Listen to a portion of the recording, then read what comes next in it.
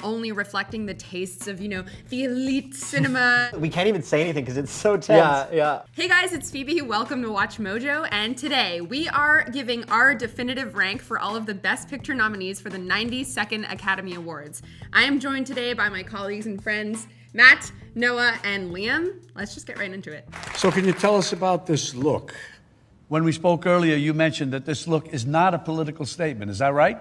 That's right, Mary. I'm not political. I'm just trying to make people laugh. This video was made in partnership with Noovie, who are just as obsessed with movies as we are. Head over to Noovie.com for a closer look at all the movies everyone's talking about, plus tickets, trailers, games, and more. Number 9, Jojo Rabbit. So coming in hot at number 9, we have Jojo Rabbit. Now this is a pretty controversial movie, I think, all around. Yeah, I mean, there was a lot of stuff that came out about this movie beforehand because, Taika Waititi was coming off Thor Ragnarok, and his choice for his next movie was to literally play an imaginary version of Adolf Hitler in Nazi Germany. Yeah. So pretty bold, yeah. Anytime you make a movie about Nazis, it's and especially when it's a satire, it's like, oh, you're towing a pretty fine line here. Taika was severely underused in this movie. But I By enjoyed himself? that. Yeah, I guess he wanted to put the spotlight on ScarJo's bad accent. I know a lot of people really love Jojo Rabbit. It actually, the conversation around this movie reminds me a little bit of when Green Book came out last year. I think Jojo Rabbit is way better than Green Book. Let me just put that out there. It is my feeling that your diction, however charming it may be in the tri-state area, could use some finessing. But just sort of the messaging of it, the feel good, let's all be friends, kind of positivity doesn't work quite as well in a movie about Nazi Germany, which features Nazis as protagonists and sympathetic characters. I just kind of think that the movie doesn't accomplish what it set out to, and I think we've talked about that a lot since we saw it, that it's kind of like it doesn't go far enough to be like a satire that says anything meaningful, and it kind of is also going too far in a way to what you said, where it kind of portrays people in a very positive light, which is kind of a confusing message for a film that sets out to kind of like debunk and, take people down. I think if you're going to go in on a satire about Nazism, you kind of have to go all in or not at all. Yeah. And I definitely think this movie didn't go far enough, or it just kind of like was way too safe for me. I love the line though when he's like talking about how he's ugly because he's scarred and stuff, and he's like, and his mom's like, no, it's fine. Like, I was cursed with beauty. Look at me. And it's like, it was pretty good. Little nod to how good The reverse of she the is. Marriage Story character. It's okay. Yeah. She's okay. I don't know. It just didn't really do it for me. Are we kind of maybe like looking at it with too much of a magnifying glass? Like when it comes down to it, the way I look at it, isn't it just like a movie about this kid who's growing up and learning as he grows up? He meets this young Jewish girl, and then, his mind starts to open up. If you look at it from just that simple perspective, which I think is obviously like the main part of the movie, are we overblowing it by trying to, dilute with minutia and stuff like that? Really, really marketed as a satire of that. I just don't think the execution quite worked for me, and clearly for you guys as well. All right, and with that, let's head over to number 8. Number 8, Ford versus Ferrari. All right, coming in at number 8, we got Ford versus Ferrari. Now, this is kind of like a return to traditional filmmaking. It's kind of like one of those really feel-good stories, and I think people really like that. They really need that right now. Enzo spent every lira he's got chasing perfection. You know something? He got there. But now he's broke. Yeah, they make out Ferrari to be not cool in this movie, so I mean, yeah. I got into a Ford after I saw this movie. I was driving a Ford home, and it was lovely. Felt patriotic. I felt very patriotic, even though we're Canadian. Is it a GT? No. I didn't go into Ford v Ferrari expecting to like it. I'd heard really good buzz, and it's from James Mangold, who did Logan, which obviously is a movie I liked a lot. And I came out of Ford v Ferrari being like, did I really was that awesome? Was it just me? It's just such a well-told story. It's such a well-crafted movie. One could say it's a well-oiled machine. I wouldn't, but some people might say it. Noah Jupe, so good in A Quiet Place, Honey Boy, so many movies. And I can attest he's a real sweetheart. We met him on the red carpet at TIFF, and he was so sweet. Wait, what's your name? Phoebe. Nice to meet you. How are you? Okay, well maybe Noah Jupe and I will be friends one day. Just the performances are great. Matt Damon is really, really good in this. Christian Bale, SAG nominated, snubbed at the Oscars. Yeah, actually Snubbed. Snubbed. Well, that's coming later. I think it's a solid movie, but again, with Jojo Rabbit, I feel like it's a solid movie and not much more than that. Yeah. I don't see the Best Picture label to this movie. It's like number 8. I think it's a little low, to be honest. Really? Yeah. It's like, it's done so simple, but like I said, it's done in like an incredibly perfect way. There's nothing wrong with this movie. Well, I'm combing through it and I'm like, what's wrong with this movie? Well, I can't think of anything. Compared to the other movies on this list, I think that we'll see very soon. Yeah. This movie is just kind of like even keel, very Yeah. safe kind Yeah. of choice. I think that we should move on to number 7 and see what's going on there. Number 7, Joker. All right, coming in at number 7, the Clown Prince of Crime. I think that this is a bit of a contentious rank, especially for our audience, which I know are crazy for Joker. I think I'm the biggest defender of this movie on this panel. I think if Defender? I wasn't here, you guys would have put this last. It deserves to be dead last, to be honest, which is very strange for me Matt because coming out strong against Joker. I was kind of going into it thinking, I'm not going to expect much, but I actually really enjoyed it. But then the more time that passed by, I was just kept thinking of it, and it was like, there's nothing special about this movie. It's just copying the best Martin Scorsese movies, and it's just banking on the fact that it's the Joker with like clown makeup on his face. Because like Todd Phillips got his start in like making like a lot of like punk inspired. The G.G. Allen documentary. Yeah, the G.G. Allen documentary. Like this, I wish the movie went more in on this kind of like really There's the like famous. punk rock aesthetic of like Yeah. him like dyeing his. I love the image of him dyeing his hair green in this thing. Yes, okay. I mean, I don't think it's like unfair to say that it is like kind of shamelessly derivative of like Taxi Driver, the king of comedy, like Network to a degree. Yeah. And I'm a little more like in the middle of you guys. I'm not an ardent defender. I don't hate Joker. Yeah. I think that Joker has interesting things on its mind about mental illness and how we treat the underprivileged in society. I mean, that sort of Society. Oh no, I said Society. it. If I say it 3 times, the Joker appears. It's a bit melodramatic at points. Exactly. Sort of the Thomas Wayne, Joker's mother kind of dynamic. I'm not on either side where I think it's bad or it's good that it was nominated for Best Picture. I definitely like watched this movie late also, and so I had been like so hyped up, and I think that for the most part, Joaquin Phoenix's performance really lives up to the hype, hype that it created. Yeah. I think that that's really the most exceptional thing about this movie, because I know, like you were kind of alluding to the fact that this movie has like really powerful things to say. I don't know that it succeeds in saying those things. Yeah, it doesn't. It looks amazing. The cinematography is 100%. gorgeous. And the score. The score is great. I think where this movie really fails is the script. I think the script is absolutely atrocious. I think it's nominated for best it's screenplay. adapted. I think it's like the talk show scene is pretty bad. They think that we'll just sit there and take it like good little boys, that we won't werewolf and go wild. You finished? It scratches the surface on like social issues that they try and touch upon. It's just, it doesn't go deep enough for me. So number 7's pretty high.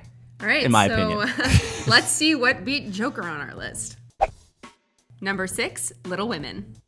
Little Women, directed by Greta Gerwig, an adaptation of a classic story. I think that this is personally my favorite movie of the year. I think 6 is criminally low. Yes. We were saying last time, like, as soon as I started watching it, I don't know why I was like choked up the whole time. It just felt like such a special little movie about Little Women. So my question for you then is, why is it so low? Like, I'm actually really upset that it's only number 6. I mean, like the movies ahead of this are incredible films. Yeah. It took like 5 minutes of watching this movie for me to be like, this is so great. Like, it's just so warm, and it's so, there's like the Christmassy element there that's just like so great. During the holidays, perfect. The score is gorgeous. Yeah.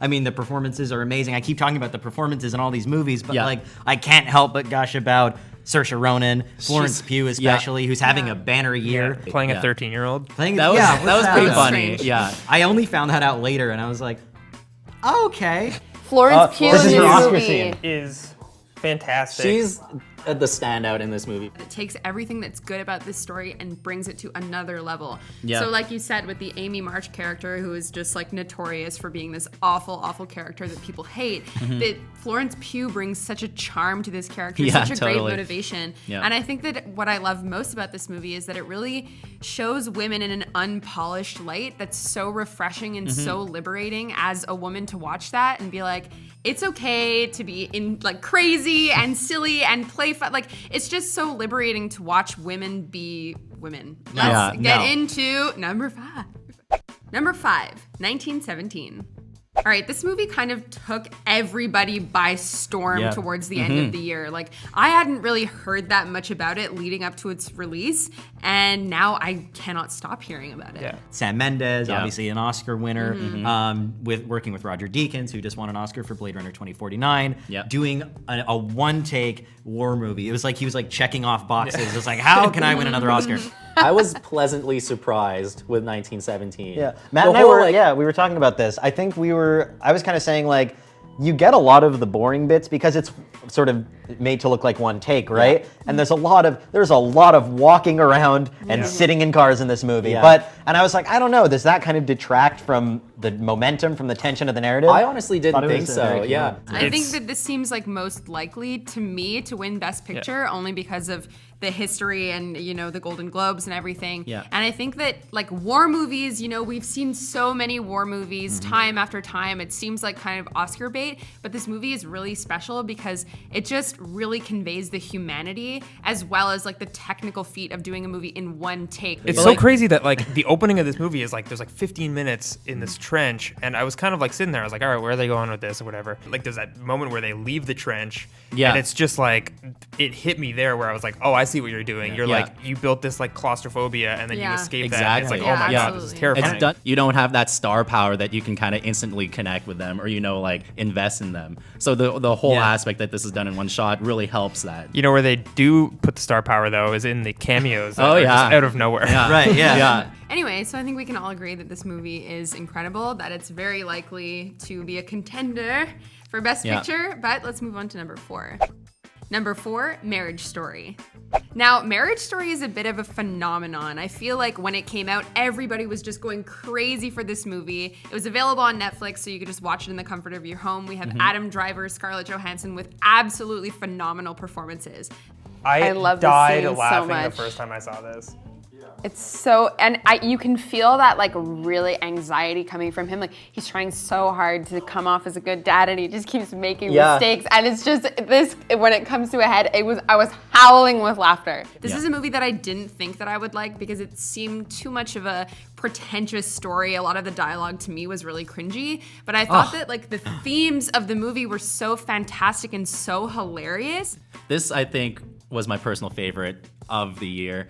So I'm a little sad to see it at 4, but like I said before, the top 5, it's tough. This is a really good top 5. I'm glad I watched it alone because there are a lot of waterworks and a lot of things going on, but it really struck a chord with me emotionally, and those are like my favorite types of movies, you know, that leave an impact on you.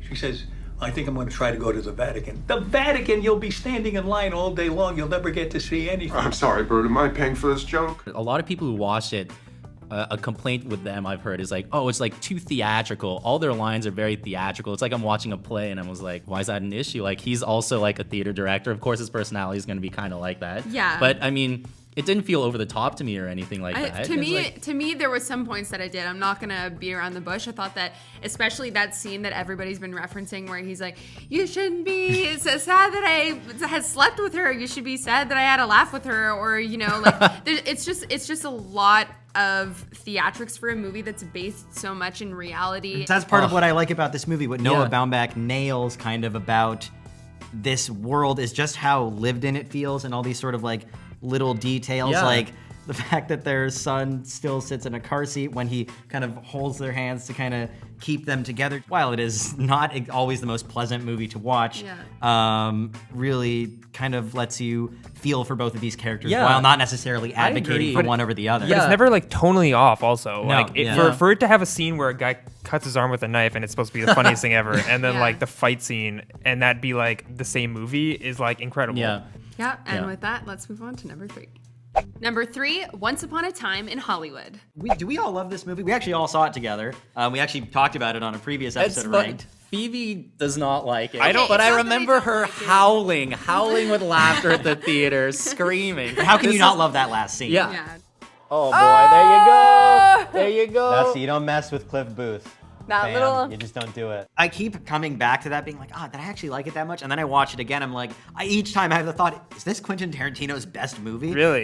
I just find it interesting the way, the kind of affection he shows for that period of time. Wishing you could go back to the sort of golden age of Hollywood. If I hear that one more time, I'm going to scream. It's the same way that Joker tries to make a statement about society and fails. It's like the whole the golden age of Hollywood. No, I just think it's so cliched, and I definitely think that it works in this movie. But I'm so sick and tired of hearing that. Like, You're I can't hear it hate anymore. hearing this too, but it's literally just a love letter to Oh that. my God! Leo's Missouri accent doesn't get enough love. It's How, pretty he's good. not even seeing himself in the mirror from this He's angle. looking at us. What angle He is that? There's something about the atmosphere of this movie that is so great, but I can't pin it on one thing. It's just it's something that Quentin Tarantino does that I can't. It's not like the cinematography. I mean, it is a cinematography, but it's a culmination of everything. With those two guys. But That's I what you can't wanna pin do. it on one thing. It's I can pin it on one thing, and it's Brad Pitt. I think that the so best good. thing about this movie is Brad Pitt. I think his performance is phenomenal, hilarious. Leo is really, really good, and he shows us a really, really big comedic side.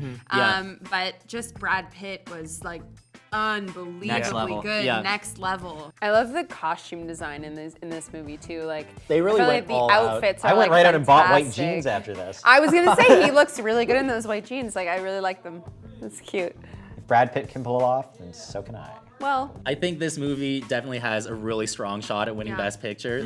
Just for the fact that Quentin Tarantino directed it. You got Leo in the role with Brad Pitt as the supporting, and then it's also just a movie about Hollywood and that industry, and we all And know I the Academy feel- yeah. loves that. All right, I'm sick of talking about this. Let's move on to number 2. Number 2, The Irishman. Can we get through this entry without doing any Al Pacino impressions? Ask him. So you charge with a gun, with a knife you run. I mean, I love Martin Scorsese movies, but what he Yes. does in this movie is just a culmination of kind of everything he's been working towards. This scene is heartbreaking. This might be the most heartbreaking movie scene of 2019, right? The last scene of this movie unsettled me so deeply, I had to Yeah. walk around Oh, after man. I watched it. And it's such a subtle God. reference to an earlier point in the movie Yeah, too. exactly. It's crazy that I didn't pick up on it the first time I saw it. I was like, wait, why are they ending the movie like this? I remember at that moment I was like, it's not gonna end like this, and it ended like that. I was like, oh my god. Yeah. Which is crazy.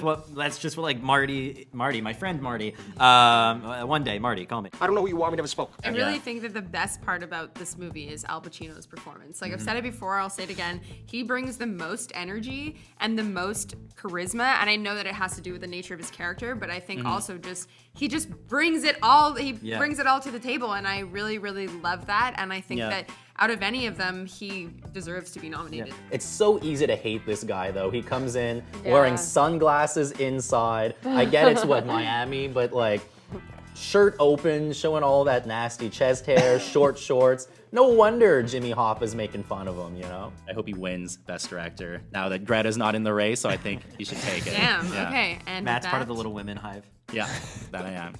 And with that, let's move on to number 1. Number 1, Parasite. I'm gonna fight. Oh, that's cold. Parasite. Oh, that's a clean. Fight for Parasite. All right, Parasite coming in at number 1. I believe that this movie will win Best Picture, and it deserves to win Wow. Best Picture. Those are two different things, though. Deserve and will. I don't think it's gonna win Best Picture. This movie is. I don't. It's such a phenomenon. Chicago. This was everywhere on Twitter. Just It's such a phenomenal movie from start to finish. The performances, the story, the comedy, the thrilling nature of it. It's just so perfect. I can see why it's number 1. I had it, kind of quite a bit lower on my personal you had list. it way too low. Way too low. Way too low. Sure. I mean, in your opinion, whatever. But I just think the fact that it was so comedic, and it's not to punish comedies, but the fact that it was so comedic kind of lowers it a bit for me, in my opinion. Really? Yeah. What? That's such an elitist thing to say. That's a weird That's take. such It's an not elitist elitist. thing I to just say. want something a bit more, a bit more gravitas, a bit more Once Upon a seriousness. Time in Hollywood is a comedy. But I didn't put it is a number comedy. 1. It doesn't Yeah. matter. Yeah. It's. I don't think that has anything to do with it. In the same way that Joker can be nominated for Best Picture when it's a comic book movie, which traditionally has been frowned upon, and a comedy like this one is. But the Joker's a worth- comedy as well. I mean,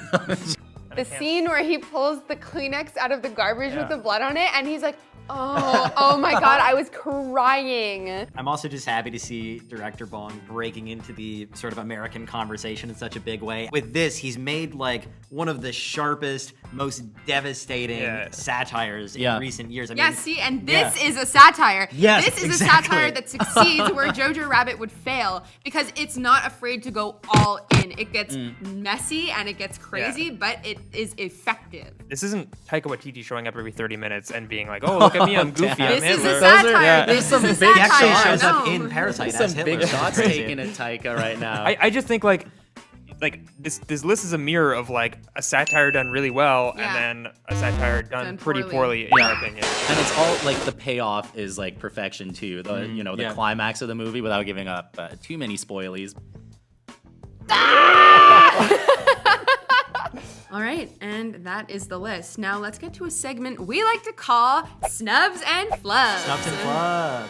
So for me, I think the biggest snub in the Best Picture category is Beautiful Day in the Neighborhood. It's so good. I'm so upset that it wasn't nominated for Best. Was that too cringy? That was great. I was dancing along. There's so much excitement in your voice right now. Well, because, okay, when Liam and I saw it at TIFF this year, it was just like one of those movies, similarly to Little Women, that made me feel so good. Like, it was just like a special movie that had me in tears the whole time. Matt, what's your snub or flub?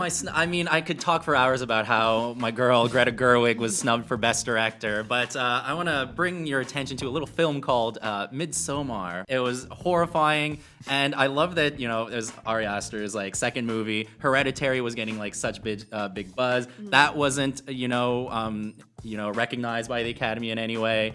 This one wasn't either. It's like a perfect time to kind of, for the Academy, be like, look, we're growing up. Let's throw in a horror movie in there. My pick for snub or flub would be the Safdie brothers' Uncut Gems with The Sandman, Adam Sandler. It should have been nominated for Best Picture, Best Director, and obviously Best Actor for Adam Sandler. Yeah, and now he's gonna make an intentionally bad movie because Jack and he Jill wasn't 2, nominated. son. Jack and Jill 2, Revenge of the Jack. This is how I win. I'm gonna continue the A24 train here, and I'm gonna say that my snub was The Lighthouse, which I've watched multiple times since it came out. It is absolutely criminal that Willem Dafoe wasn't nominated.